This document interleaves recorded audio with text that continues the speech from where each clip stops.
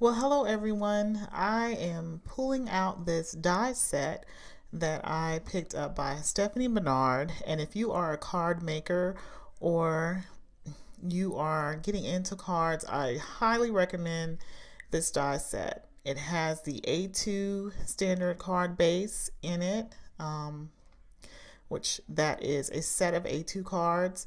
And I am using this because I wanted to make my own white bases for this card set. And I pulled out this one sheet wonder pattern, and I just sketched it out because I have visual, I have to see it.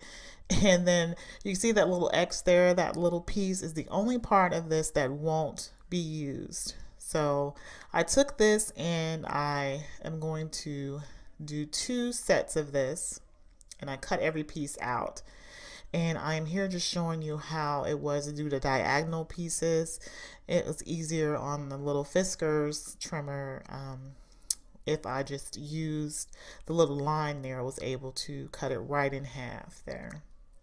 So like I said, I'm just using the paper up, and just that little X there is the only part of waste that will go. So I'm just showing you here the first pattern that I used, and then I got them all placed out, and then I ended up doing the other pattern and making sure that I had those cut up right.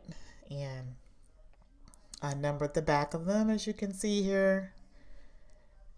And then all I did is the ones where there were 2 pieces in the card set, I made sure that I just switched out the piece. I used the red stripe on the top and the white on the bottom, and the white on the top and the red on the bottom, and so forth. So like I said, the Stephanie Bernard is in my Amazon suggestions on my Amazon page. The link is in the description box. It has been there for quite some time. Like I said, well, a few months back I did purchase that and I put it in there. And so I cut out the layering pieces with that attachment that's in there. I cut them out with that set also. And then for the inside of my card, I cut out this with the Gina Marie die, the stitched set. So like I said, that inner piece was cut out with that Stephanie Bernard die set. I cut out the red piece with that, the inner, and then I used those cards that I had, the silver set, and I cut them down and used that inner piece. I used it on the outside. So this is going to be a pretty thick card, but I like my cards, especially the Christmas cards, to be with some depth to them. So, but I thought this would be a great one sheet wonder. And instead of doing 8, like I said, I'm doing 16 because I'm doubling the pattern. So I am just sticking that on there. And then I'm getting ready, and I stamped my sentiment. Can't get it out today. Apologies. And had that ready to go. And then now I'm ready to just play with the one sheet wonder. So I have it all sketched out. And as you can see here, this would be the base. This would be number 1.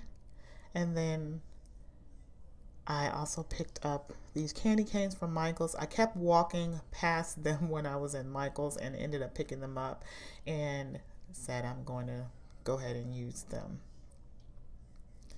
And there is pattern 1, and then there's 2, and there's 2 pieces to that. There's an A and a B. As you can see here, I just switched those out. And then here's 3, and I just switched those out.